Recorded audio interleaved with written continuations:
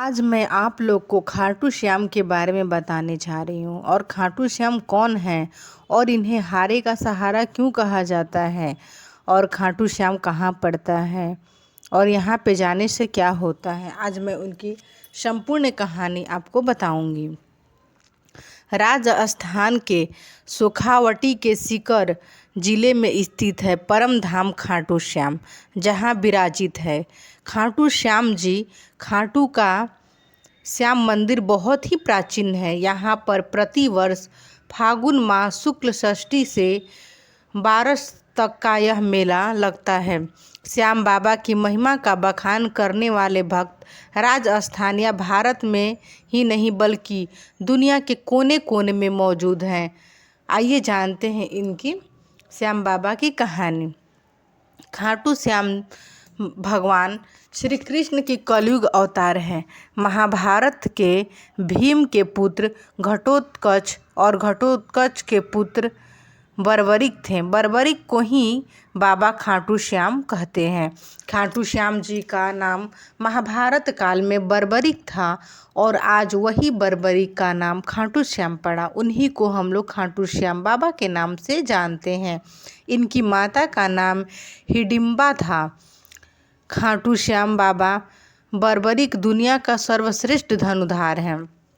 जो खाटू श्याम बाबा हैं वो दुनिया के सबसे सर्वश्रेष्ठ, उनके जैसा कोई धनुधार नहीं है। श्री राम के बाद उन्हीं को ही धनुधार माना जाता है। बर्बरिक के लिए 3 बाण ही काफ़ी था। अगर वह 3 बाण से चाहे तो पूरी सृष्टि को ख़त्म कर सकते थे। उनके लिए 3 बाण बहुत था, जिसके बल पर वे कौरवों और पांडवों की पूरी सेना को समाप्त कर सकते थे। युद्ध के मैदान में भीम के पुत्र बर्बरिक दोनों को खेमों के मध्य बिंदु पर पीपल के वृक्ष के नीचे खड़े हो गए और यह घोषणा कर डाली कि मैं उस पक्ष की तरफ से लड़ूंगा जो हार रहा होगा।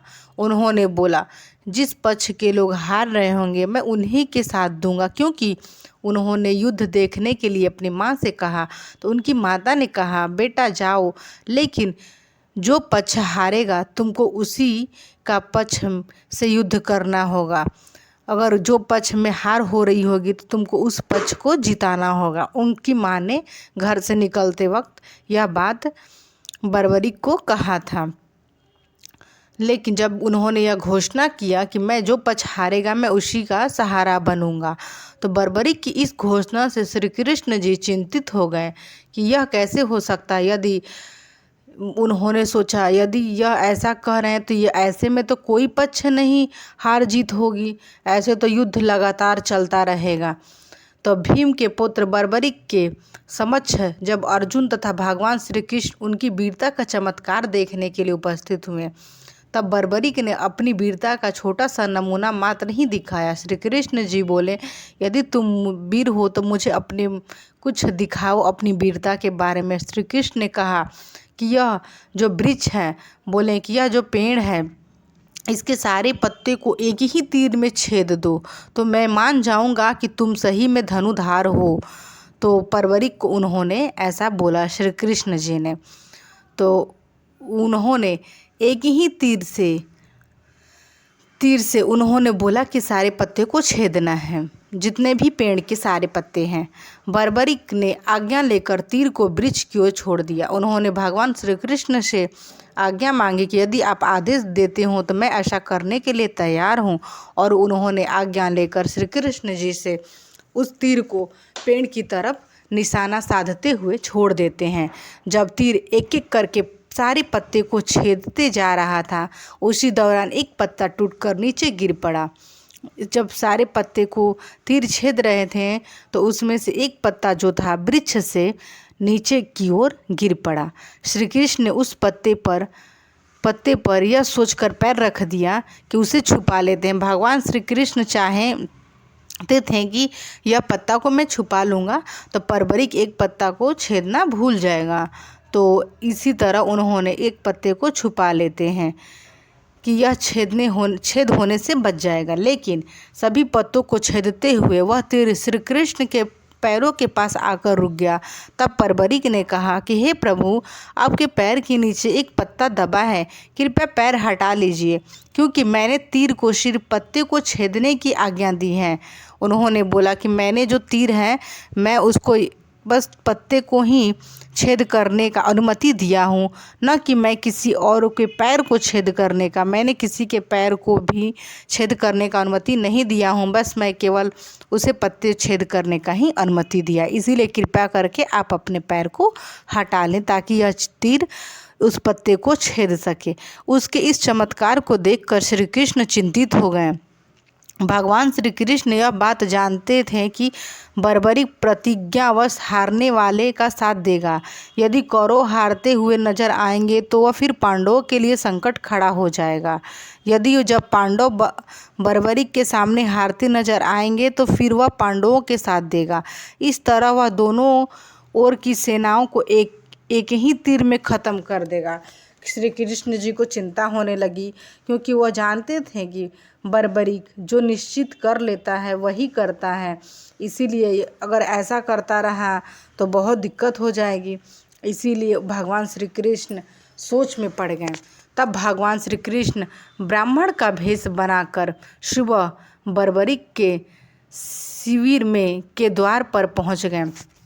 भगवान श्री कृष्ण को अब एक उपाय सूझा कि यदि हम ब्राह्मण का वेश बनाकर बर्बरीक के पास पहुंचते हैं तो शायद कुछ बात बन जाए। इसीलिए उन्होंने ब्राह्मण का वेश बनाकर बर्बरीक के शिविर के पास पहुंच जाते हैं और दान मांगने लगे। बर्बरीक ने कहा, मांगिए ब्राह्मण, क्या चाहिए। तब बर्बरीक की बात सुनकर भगवान श्री कृष्ण मुस्कुराने लगे और बोले, मैं जो तुमसे मांगूंगा तुम वह वरदान मुझे नहीं दे पाओगे बर्बरीक। ब्रह्मा रूपी श्री कृष्ण ने कहा, तुम ना दे सकोगे। लेकिन बर्बरीक ने कहा, मांगिए प्रभु, आप जो मांगोगे मैं ज़रूर दूंगा। यदि मैं ऐसा नहीं करूंगा तो मुझे आप उचित दंड दे सकते हैं, लेकिन मैं आपकी आज्ञा का जरूर पालन करूंगा, भले उसके लिए मुझे कुछ भी करना पड़े, लेकिन मैं आपकी आज्ञा का पालन करूंगा। बर्बरीक से भगवान श्री कृष्ण के जाल में फंस गया। बर्बरीक को भगवान कृष्ण अपने जाल में फंसा लिए और श्री कृष्ण ने बर्बरीक से उसका शीश मांग लिया। बर्बरीक से जब उन्होंने उसका शीश मांगा तो बर्बरीक ने उनको अपना शीश देने के लिए इनकार नहीं किया। बर्बरीक द्वारा अपने पितामह पांडवों के विजय हेतु स्वच्छ के साथ शीश दान कर दिया। उन्होंने बिना सोचे समझे अपने शीश को दान कर दिया। बोले, यदि आप मेरे शीश को लेना चाहते हैं तो मुझे कोई ऐतराज़ नहीं है। आप खुशी खुशी मैं आपको अपना शीश देने के लिए तैयार हूँ। बर्बरीक के इस बलिदान को देखकर दान के पश्चात श्री कृष्ण ने बर्बरीक को कलयुग में स्वयं के नाम से पूजित होने का वर दिया। भगवान कृष्ण ने कहा, हे बर्बरीक, तुम सच्चे मन से, सच्चे हृदय से तुमने मुझे यह दिया है। तुम मेरे सबसे परम भक्त हो। मैं तुम्हें कलयुग में तुम हमारे नाम से पूजे जाओगे बर्बरीक। आज से तुम्हारा नाम खाटू श्याम के नाम से जाना जाएगा और लोग तुम्हें खाटू श्याम के नाम से पूजेंगे। जहाँ श्री कृष्ण ने उसका शीश रखा था उस स्थान का नाम खाटू था। इसीलिए आज लोग खाटू श्याम के नाम से खाटू श्याम धाम जाते हैं। खाटू श्याम अर्थात सभ्य पराजित, अर्थात जो हारे हुए हैं और निराश लोग को संभल प्रदान करते हैं। ये खाटू श्याम बाबा हारे के सहारे हैं। जो मनुष्य निराश होकर उनके दर पे जाता है, सच्चे दिल से अगर उन्हें पुकारता है और वह निराश होकर बिल्कुल उसको सारी उम्मीदें छोड़ देता है, तब उन्हें वहाँ पे खाटू श्याम धाम से उन्हें जीने का सहारा मिलता है, हारे के सहारे। इसीलिए उन्हें बोला जाता है जो मनुष्य हारता है ये उनकी सहारा बनते हैं। खाटू श्याम बाबा दुनिया के सर्वश्रेष्ठ धनुधार हैं। उनसे बड़े सिर्फ श्री राम ही माने गए हैं। खाटू श्याम जी का जन्म उत्सव हर साल कार्तिक शुक्ल पक्ष की जेठा देव उठनी एकादशी को बड़ी धूमधाम से मनाया जाता है।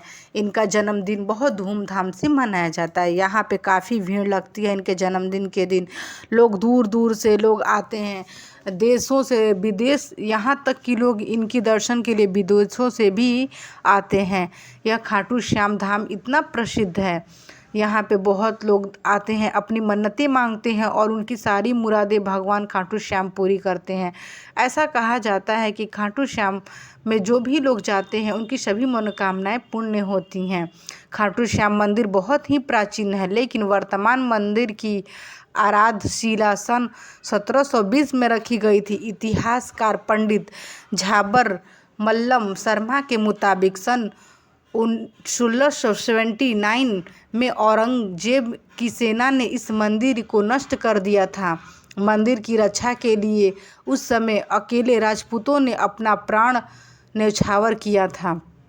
खाटू श्याम मंदिर परिसर में लगता है बाबा खाटू श्याम का प्रसिद्ध मेला। हिंदू मास फागुन मास शुक्ल षष्ठी से 12 तक का यह मेला चलता है। ग्यारस के दिन मेला का खास दिन रहता है। बर्बरीक देवी के उपासक थे। देवी के वरदान से उसने 3 दिव्य बाण मिले थे, जो अपने लक्ष्य को भेद कर वापस उनके पास आ जाते थे। इसकी विजय से बर्बरीक अजय थे, इसीलिए बर्बरीक आज भी अजय हैं। बर्बरीक अपने पिता घटोत्कच से भी ज़्यादा शक्तिशाली और मायावी थे। कहते हैं कि जब बर्बरीक से जब श्री कृष्ण ने शीश मांगा था तो बर्बरीक ने रात भर भजन किया और फागुन शुक्ल एकादशी को स्नान करके पूजा की। जब भगवान कृष्ण ने उनके सिर मांगे थे, उस दिन बर्बरीक ने रात भर भगवान का स्मरण करते हुए रात भर पूजन कीर्तन किए और उन्होंने पूजन कीर्तन करने के बाद उन्होंने स्नान करके भगवान का शुद्ध और स्वच्छ वस्त्र धारण करके भगवान का सच्चे मन से पूजा किया और अपना शीश काटकर श्री कृष्ण को दान दिए थे। शीश दान से पहले बर्बरीक ने महाभारत का युद्ध देखने की इच्छा जताई। बर्बरीक ने कहे, मैं तो अपना शिष्य दे दूंगा, लेकिन मुझे यह युद्ध देखना है पूरी। तब श्री कृष्ण ने उनके शिष्य को एक ऊंचे स्थान पर स्थापित करके उन्हें अवलोकन की दृष्टि प्रदान कर दी। भगवान श्री कृष्ण ने उनके शिष्य को एक ऊंचे चोटी पर रख दिया और कहा, अब तुम यहाँ से सारे युद्ध को देख सकते हो। इसीलिए उन्हें युद्ध देखने का भगवान कृष्ण ने बोला। युद्ध समाप्ति के बाद जब पांडव विजयश्री का श्रेय देने लगे, जब पांडव बोले कि मेरे वजह से विजय प्राप्त हुआ है, वो बोल रहे थे मेरे वजह से यह विजय प्राप्त हुआ है, इसके लिए वाद विवाद कर रहे थे आपस में। वो लोग अपने में लड़ने लगे कि यह विजय मैंने प्राप्त किया है, यह विजय मैंने प्राप्त किया है। तब श्री कृष्ण ने कहा, इसका निर्णय तो सिर्फ बर्बरीक का शीश ही कर सकता है। उन्होंने बर्बरीक के शीश को निर्णय करने के लिए कहा। तब बर्बरीक ने कहा, उन लोगों ने बर्बरीक के पास गए और बर्बरीक को बोले, बताओ यह युद्ध समाप्त किसके वजह से हुआ है, इस युद्ध का विजेता कौन है। तब बर्बरीक ने कहा कि युद्ध में दोनों ओर से कृष्ण का ही सुदर्शन चल रहा था और द्रौपदी महाकाली बनकर रक्तपान कर रही थी। उन्होंने कहा कि यह विजय सिर्फ भगवान श्री कृष्ण की वजह से हुआ है, इन्होंने ही विजय हासिल किया है। इनकी अगर ये नहीं होते तो किसी की वजह से यह युद्ध नहीं जीत पाता। यह निश्चित था कि यह हार होती, लेकिन भगवान कृष्ण की वजह से यह युद्ध जीता गया है। अंत में श्री कृष्ण ने वरदान दिया कि कलयुग में मेरे नाम से तुम्हें पूजे जाएंगे और तुम्हारे स्मरण मात्र से ही भक्तों का कल्याण हो जाएगा। बर्बरीक को भगवान कृष्ण ने कहा कि जो तुम्हारे नाम लेगा और जो तुम्हें स्मरण और भजन करेगा, तुम्हारे नाम मात्र से ही लोगों के दुख दूर हो जाएंगे और उसके सारे कष्ट मिट जाएंगे। इसीलिए भगवान कृष्ण ने उन्हें आशीर्वाद दिए। बाबा श्याम खाटू धाम में स्थित श्याम कुंड से प्रकट हुए थे और श्री कृष्ण शालिग्राम के रूप में मंदिर में दर्शन देते हैं। जो बाबा खाटू श्याम बाबा जो हैं, एक श्याम कुंड है, उन्हीं को खोदाई की गई, उसी में से इन्होंने प्रकट लिए थे और वह श्याम कुंड इतना चमत्कारी कुंड है, जो भी मनुष्य उस श्याम कुंड में स्नान करता है, अगर उसे चर्म रोग है तो उसे उस रोग से उसको मुक्ति मिलती है। यदि कोई श्याम कुंड में नहाने से सभी पापों का नाश होता है और उसमें नहाने से सभी मनुष्य शुद्ध होते हैं। और ये भी मान्यता है कि जिन महिलाओं को पुत्र नहीं होता है, बहुत दिनों से वो परेशान है, सारी कोशिश कर लिए हैं और उन्हें पुत्र रत्न की प्राप्ति नहीं हो रही है, उन्हें माँ बनने का सुख नहीं मिल रहा है, तो ये भी कहा जाता है कि जो भी महिलाएं इस श्याम कुंड में स्नान करती हैं, भगवान उनकी गोद जरूर भरते हैं और उन्हें माँ बनने का सुख भी मिलता है। यह कुंड इतना चमत्कारी है कि उसमें स्नान करने मात्र से महिलाएं गर्भवती हो जाती हैं। यह श्याम कुंड बहुत ही चमत्कारी है। यह श्याम कुंड भगवान खाटू श्याम मंदिर से कुछ ही दूरी पर स्थित है। इसीलिए जब भी आप खाटू श्याम मंदिर जाएं तो यह श्याम कुंड में भी स्नान कर लें। कोई मनुष्य जाता है तो कितने लोग उस खाटू श्याम मंदिर में स्नान भी करते हैं, कुछ लोग उसके जल के छींटे अपने ऊपर छिड़क लेते हैं, उससे भी लोग पवित्र हो जाते हैं। और अगर आप उस खाटू श्याम जल को अपने साथ लेकर आना चाहते हैं, जो कि वह जल जो भगवान श्याम उससे स्नान करते हैं, उन्हीं को जल पूरा स्पर्श करते हुए नीचे गिरता है, वही खाटू श्याम का जल है। यदि कोई मनुष्य को रोग है, अगर वह रोगों से ग्रसित है, तो उस जल को अगर वह पीता है तो उसे रोगों से मुक्ति मिलती है। आप उस जल को घर भी ले आ सकते हैं। वहाँ पे आपको एक डब्बा मिलता है, आप उस डिब्बा में लाइन में लगकर खाटू श्याम जी का जल मांगकर वहाँ से आप ले सकते हैं और उसको बहुत ही शुद्धता से उस जल को रखा जाता है। आप अपनी शुद्धता का भी ख्याल रखेंगे और खाटू श्याम से जल अगर लाना चाहें तो ला सकते हैं और आप चाहें तो उसमें स्नान भी कर सकते हैं। खाटू श्याम बाबा हर किसी की मनोकामना को पूर्ण करने वाले हैं। इन्हें हारे का सहारा कहा जाता है। आप इनके दर्शन मात्र से आपके सभी दुख दूर हो जाते हैं। इसीलिए खाटू श्याम धाम जरूर जाना। खाटू श्याम जी का प्रसाद घर लाना भी बहुत शुभ माना जाता है। माना जाता है कि ऐसा करने से आपको यात्रा का पुण्य फल प्राप्त होता है। अपने परिवार के सदस्यों के साथ साथ अपने आसपास के लोगों को भी बाबा खाटू का प्रसाद को बांटना चाहिए। इससे आपको खाटू नरेश की विशेष कृपा प्राप्त हो सकती है। आप प्रसाद लाएं तो सभी लोगों में बांटिए, उससे आपको पुण्य फल की प्राप्ति होती है।